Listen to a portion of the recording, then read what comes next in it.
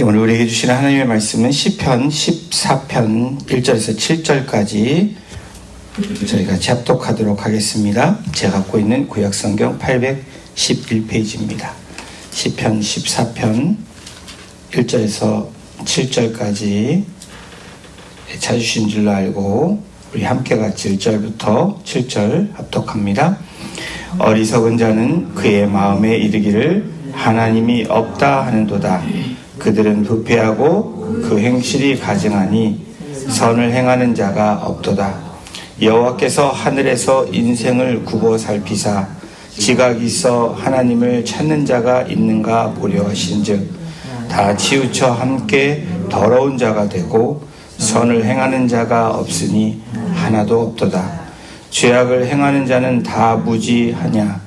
그들이 떡 먹듯이 내 백성을 먹으면서 여호와를 부르지 아니하는도다. 그러나 거기서 그들을 두려워하였으니 하나님이 의인의 세대에 계심이로다. 너희가 가난한 자의 계획을 부끄럽게 하나 오직 여호와는 그의 피난처가 되시는도다. 이스라엘의 구원이 시온에서 나오기를 원하도다. 여호와께서 그의 백성을 포로된 곳에서 돌이키실 때 야곱이 즐거워하고 이스라엘이 기뻐하리로다. 아멘. 저희가 시편을 화요일마다 함께 묵상하며 말씀 나누고 있습니다. 오늘 시편 14편도 다윗의 시편입니다. 이 다윗의 시편의 말씀 안에 우리 시대의 영적 현실을 진단하는 것이 어떤 진단인지, 또 그 속에 우리가 품어야 될 참된 소망, 그 믿음으로 나아가는 길이 어떤 것인지 시편 기자는 우리에게 말하고 있습니다. 오늘 본문에서 시편 기자가 두 부류의 사람을 알리고 있는데, 첫 번째 사람은 어리석은 사람이고요. 두 번째 사람은 의인입니다. 어리석은 자를 어떻게 시편 기자는 말하냐면요, 1절에 이렇게 말합니다. 어리석은 자는 그의 마음에 이르기를 하나님이 없다 하는도다. 어리석은 자를 정의하기를 지식이 모자라거나 어쩌면 지능이 모자란 사람이라고 말하지 않고 분명하게 어리석은 자의 정의를 마음에 하나님을 두지 않은 사람, 그러니까 하나님이 없다고 그렇게 말하는 사람을 이야기합니다. 하나님을 마음에 두지 않은 사람은 어떤 사람일까요? 하나님이 안 계신 것처럼 그렇게 행동하며 삶을 살아가는 사람이 이 하나님을 마음에 두지 않은 사람입니다. 어리석은 자죠. 그 결과를 시편 기자는 다음과 같이 밝히고 있습니다. 1절 중반부입니다. 그들은 부패합니다. 또 그 행실이 가증하다라고 말하고 선을 행하는 자가 없다라고 말합니다. 하나님을 마음에 두지 않는 사람, 하나님이 없는 것처럼 살아가는 사람의 삶은 부패하게 되어 있고 행실이 가증하고 선을 행할 수 없는 사람을 말하고 있습니다. 하나님을 마음에 두지 않는 사람은 하나님을 부인하는 사람이라고 우리가 말할 수 있죠. 도덕적 타락을 낳게 되는 그런 결과의 삶을 삽니다. 그 결과 하나님이 부재한 곳에 인간의 죄악이 활개를 칩니다. 하나님을 마음에 두기 싫어하는 세상의 특징은 자기 중심적입니다. 하나님 중심이 아니라는 거예요. 탐욕으로 일삼습니다. 그리고 이 센트럴 크라이스트, 예수 그리스도의 중심이 아니라 셀프 센터, 자기 이기심으로 삽니다. 그리고 온갖 불법과 불의와 타협하며 살아가는 그 특징이 있습니다. 이러한 사람들은 자신과 세상을 어떻게 해요? 하나님보다 더 사랑한다라는 거예요.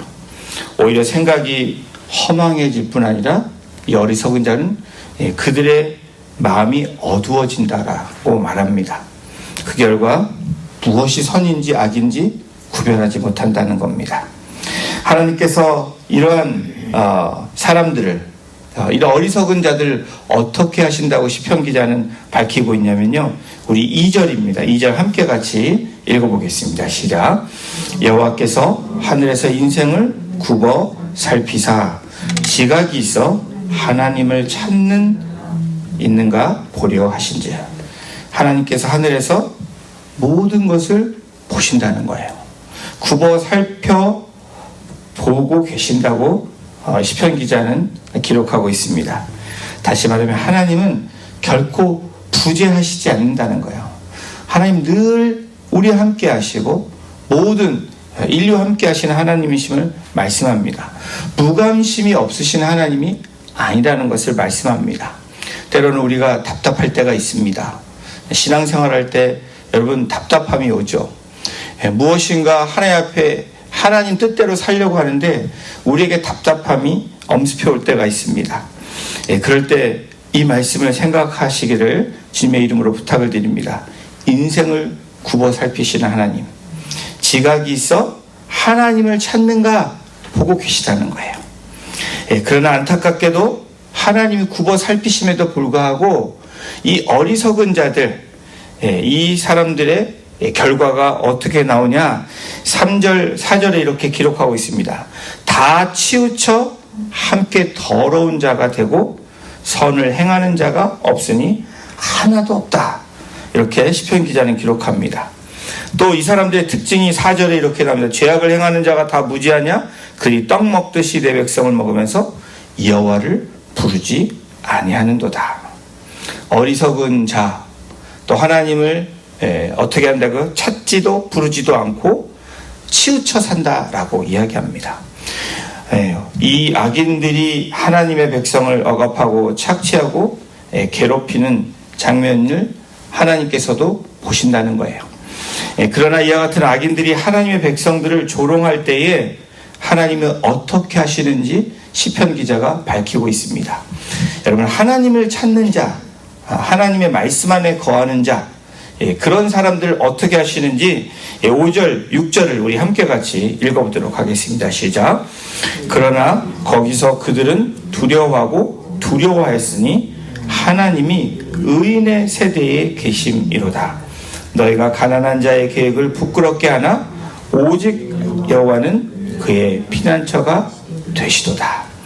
이 시편 1절에서 이렇게 4절까지 이 악인에 대한, 어쩌면 어리석은 자에 대한, 하나님을 떠나 있는 자에 대한 이야기라면 이 4절부터, 죄송합니다, 이 5절부터는 반전이 일어납니다.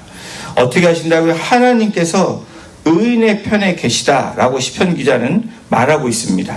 또 하나님께서 그 사람들의 피난처가 되어주신다라고 또한 밝히고 있습니다. 악인들은 하나님 앞에 어떻게 해요? 떨게 되고 망하게 될 것이라고 말씀하고 있어요. 시편 기자는 분명하게 오늘 이 14편을 통해서 우리에게 선포하고 밝혀주고 있습니다. 하나님을 부인하는 어리석은 자의 길은 어떤 길이냐?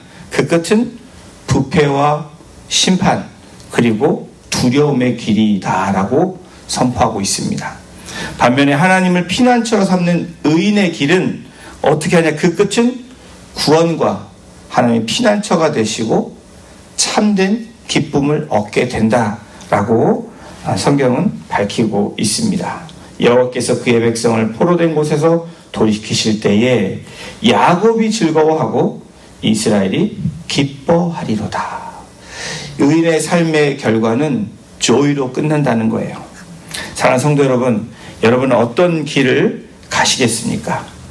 하나님을 나의 피난처로 삼고 또 오직 시온에서 나오는 구원, 그것을 통해서 기쁨의 삶을 살아가기를 원하십니까?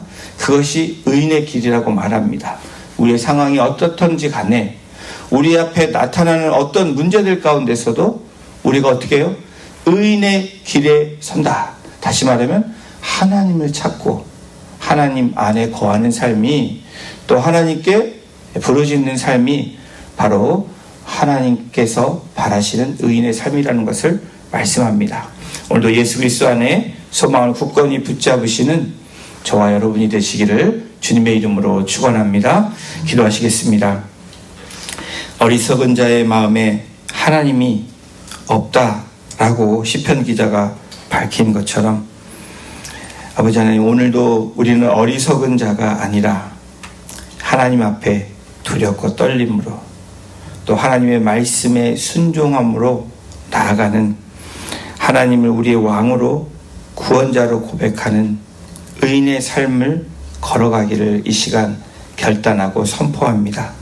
부패한 세상 속에서 주님의 말씀대로 선을 행하며 주님을 찾는 지혜로운 자가 되게 하셔서 오늘도 하나님께 영광이 되는 그런 삶으로, 순종의 삶으로 나아가는 우리 성도님들 될 수 있도록 주님 인도하여 주시옵소서. 감사드리며 예수님의 이름으로 기도드렸습니다. 아멘.